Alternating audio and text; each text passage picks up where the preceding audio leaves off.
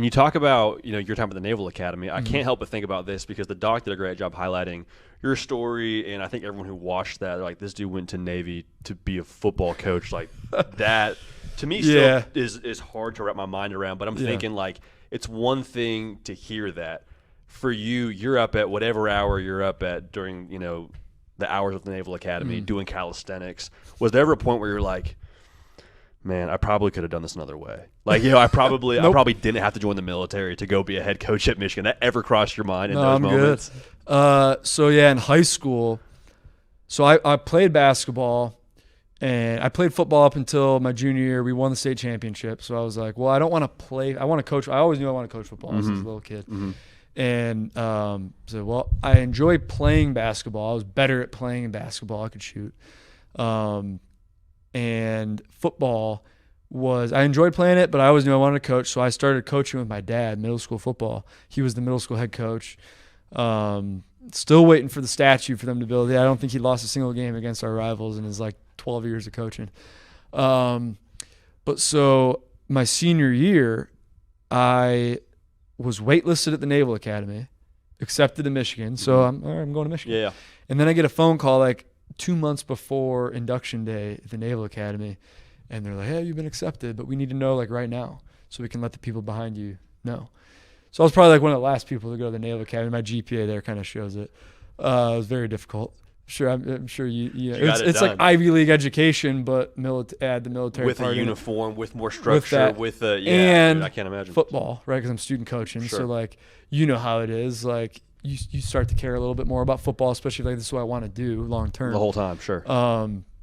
So what ran through my mind in about 10 seconds on this phone call was, well, Bear Bryant, Woody Hayes, Bo Schembechler, Coach K, Greg Popovich, all the legends, Dean Smith, everyone. Did I say John Wooden? They all served in the military for 3 to 5 years. I was like, well, they got to be onto something. They're not dumb. Correct. Yeah. So I just said, you know what? They're onto something. I'm going to do this. So I did it. And obviously, it's funny. Everyone goes to the Naval Academy or West Point or Air Force Academy to serve their country. Obviously. Mm-hmm. But that was my additional personal reason. I want this edge in coaching, leadership preparation, whatever. Sure. And when I got there, that is when I knew I am going to be exposed to a lot of information. And that's when I just started taking notes, started hard copying it, turned into the Google Docs and then the whole manifesto thing. Are you still under that every day? Still, it's how many times did they have you ask? It's how to run. The funny thing to me, people I want a copy. Just send me a copy. It's not that simple. It's hundreds of Google Docs. I don't know if you knew this. Wild. I don't know if you knew this. Wild. A Google Doc can't go over 1,000 pages. So how many Google Docs are you working with? I found that out the hard way. That's nuts. So I'm typing and it's not typing. I'm like, what the heck? I Google. Working. Why is my Google Docs not working? How many Google Docs do you have? If you had to ballpark it. I should probably sign a deal with Opera web browser before I say this and make a little money for the sales that they're about to do off of the millions that are going to watch this. I use Opera web browser. And it's not Google Chrome or whatever. I use Opera web browser. It is elite because on the side I can even send you a little something. Please, you can.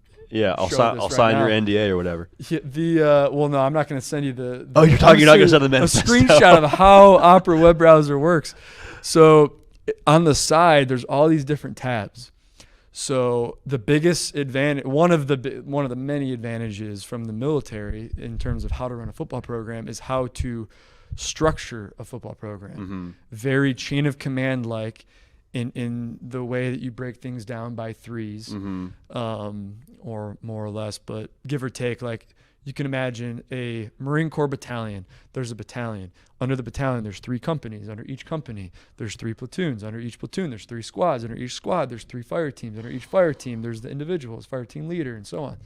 And when I quickly learned how the Marine Corps and the military is structured, I'm like, this is how a football program should be structured. And then you start to see a correlation in everything, literally everything, of how the military operates to how a football team operates or should operate. I say should operate because a lot of coaches just don't have the military experience to put two and two together there. But it goes hand in hand. And so, yeah, I'm learning all that. And basically, I'm just collecting all these notes. And on this, so back to this Opera web browser, I just have everything categorized by, player personnel staff and coaching staff and performance staff and so on. I'm not going to get into too many details. Sure. But each tab you click on, or each category you click on, all of a sudden there's like 20 tabs. And so Opera web browser, you could close it, and the next time you open it, it has all the tabs exactly where you had them. So like if I, for example, let's just say you told me some great note or idea about nutrition. Yeah, like before we got on the air when I was talking to you about nutrition, and you were like, "Oh, I'm gonna write that on the manifest." Correct. Write that. Yeah. So there will be a JD Pickle quote. PicKell, but pickle works JD fine too. PicKell quote in the exact location where that note belongs. So that's wild. It's like, what is this whole manifesto thing? It's, first of all, I didn't even name it the manifesto. A buddy of mine did. It's a sick name, though. Another buddy got frustrated. So now I just got to roll with it. Yeah, it's good branding. Oh, it's great branding now. I think I hope we put a new meaning behind the word manifesto. Right? No one's going to think about bombs or whatever, right? And just how do you win national championships, right? I hope not. Yeah, geez. Yeah, so it's basically just multiple. I don't want to say 100. It's more than a dozen.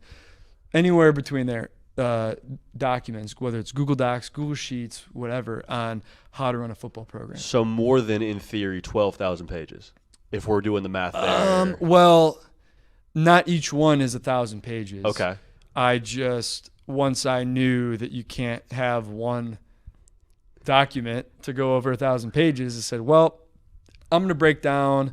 Instead of just having one document, I'm going to have each category have its own document. So even like, for example, player personnel. Yeah. To me, player personnel is about three things. It's kind of I'm giving you a little preview. Yeah, give it to us. There's scouting, identifying who you want. Mm-hmm. There's recruiting, two totally different things, completely different things. You should not have the same person do one that also does the other, because they're two completely different things. Now they should work hand in hand. Mm-hmm. They're still under the same player personnel staff, kind of like they're in the same company, but they're different platoons type of thing. And then there's player transition, whether that be onto the NFL or whatever the case is. And each one of those categories has multiple documents. So like scouting might have I think I have 3 documents for scouting, 3 documents for recruiting, and 1 document for player transition. How many times a day are you adding to just these documents in general? On average, how many times are you it's kind of it's just ongoing. Okay. So again, your nutrition note that that we were trading before here. Your number one, your contribution to the manifesto. I mean, I'm going to get in the car, pull up. I mean, I could do it right now. I just pull up my Google Doc and just go exactly where it belongs. And that is the biggest advantage. It's funny, like talk about JJ McCarthy, very present person, right? Meditation and everything. And you got me as a whole military structure, like two exact opposites from that standpoint. But we always had and still do have a great relationship, just bouncing ideas off each other on routine and just how to be elite, right? And one thing that we've talked about is he's the best person I've ever met at just being in the present moment. And very you watch any Michael Jordan documentary, very Michael Jordan-like, he was always in the present moment, never worried about the past, never, concerned about what's to come. And, me, I overthink everything, right? And so, but we realized if you have that, the manifesto, the notes, if you have the ability to capture a note and organize it and put it exactly where you can reference it for later, it helps you be more present. So I can take in any note, and I don't just go to my notes app and just compile thousands and thousands and thousands of notes where 10 years from now I'm like, wait, what was that one note that I got from JD that he said about nutrition? Like, no, whatever you said, I'm putting it exactly where it files. Imagine I've never worked for USPS, but I imagine like with mail, they like put it down a tube and it goes in the exact It's got a neighborhood, spot. right? So it's exactly like that, where you don't trust, you can't trust your own, you can't be present if you don't trust your own system.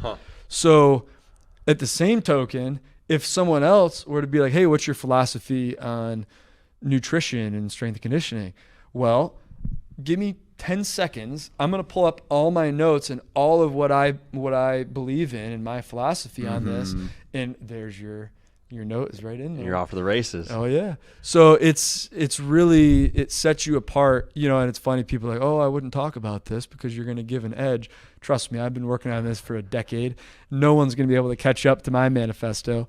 We're dialed. Yeah, we're dialed, and it's growing every day. So I'm not worried about anyone catching up. But it's just like, how do you organize your notes, your thoughts, your everything that is compiled, and actually gain use, right? Because there's so many coaches. If I've learned anything, and I don't say this in like a arrogant way or whatever, just is what it is. Most football coaches are not very organized, right? I mean, a lot of people in general aren't organized. And I always say that people are like, oh, do you think you're like the smartest guy in the room? Like, no. But I will challenge you that I'm the most organized guy in the room. And I think that's what separates, that's the difference between like intelligence and wisdom. Intelligence is knowing stuff. Like I might not know, 60% of football, but what I do know, I know how to organize it and apply it so then it can be coached the right way. Interesting. I mean, it's crazy because like we're having this conversation about the manifesto and you're talking about Michigan, and like 2023 must have just been a wild year for you, dude. Like, Yeah, I can't wild. imagine what that was like. Like I've always wondered this. Like, obviously, you're instrumental in everything with Michigan leading up to and through the 2023 season. Did you get yourself a ring? Did they hook you up with a natty ring? No. Not yet. No. Not yet. Okay. Maybe one day. Okay, We'll maybe see. one day. Because the investigation's still going on, so it's like Fair. Okay. I don't talk to them. They don't talk to me, right? Got you. Once That's it's very over, fair. who knows? That makes sense. Yep. That makes sense. Now, speaking of 2023, that all happens. Was there ever a part of you when it's all, like the craziness is going on? Is there ever a thought for you like, shoot, maybe I won't go be a college football head coach. Maybe this isn't like the path for me. Did that ever cross your mind in that madness? Yes and no.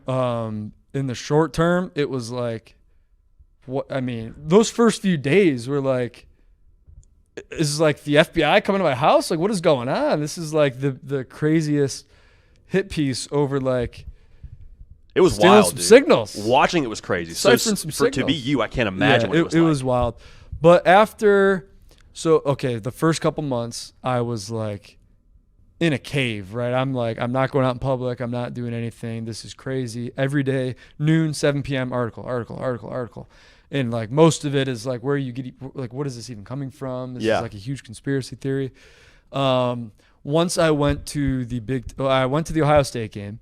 You see that in the documentary. Yeah. Mike Barrett sees me on the field, storming the field. I'm wearing the ski mask. Like, all you can see is my eyes. But so that was funny.